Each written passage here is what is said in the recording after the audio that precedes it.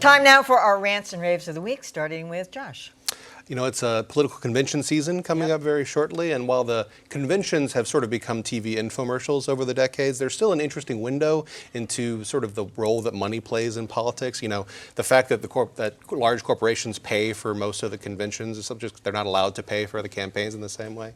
But I have a rant against a number of publishers that were written up in a great story in The Intercept, but particularly The Hill, Capitol Hill publication. These publications are basically using the convention to offer, for the right amount of money, access to a variety of their journalists while they're there. The Hill, in particular, says that for $200,000, a corporation will be promised to have interviews done by the Hill's editorial staff, their reporters and editors, with up to 3 named executives of your organization of your choice. They will be these interviews will be considered earned media. In other words, not advertising. Basically, you pay us $200,000, we will pretend that you're worth interviewing and put on a dog and pony show for you at the convention. This is going to be a total bust. It's a terrible idea. I mean, I think there's a lot of room for experiments. Didn't like the Politico and some other people go in on this? The Washington Post was famously was going to do something similar in 2009 and didn't. And didn't after criticism, right?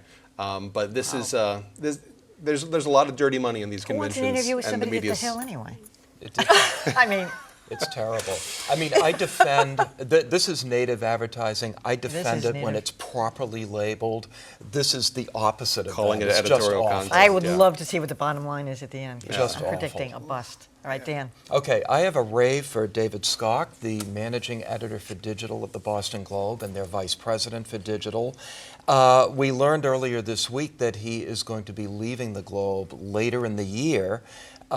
He's a very smart guy. I think he's pushed the Globe forward digitally, even if not maybe quite as much as some of us would like to see. I think he's going to leave big shoes that have to be filled.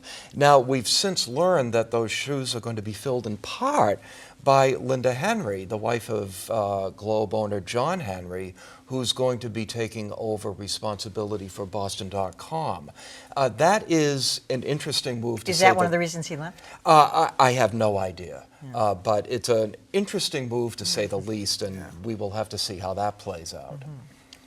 We'll want to follow that. All right, Marjorie. Well, I have a rave, or sort of a public service announcement, I guess, because we've been talking about race and policing all week long. 2 fantastic TV shows that really get into the nitty-gritty. One is Frontlines, Policing the Police, which you can get online or you can get on your on-demand services. But it's an absolutely fantastic look at the Newark police.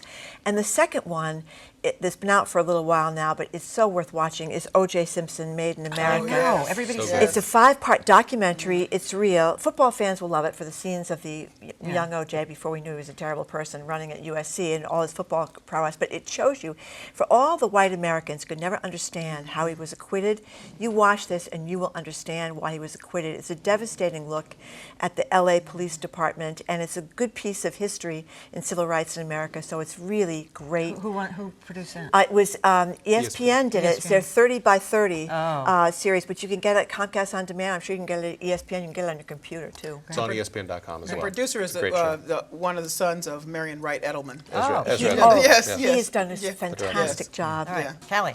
I have a rave because a lot of news outlets are now doing very specialized kind of reporting. And so Fusion has just hired its shark correspondent. That is shark. Shark as in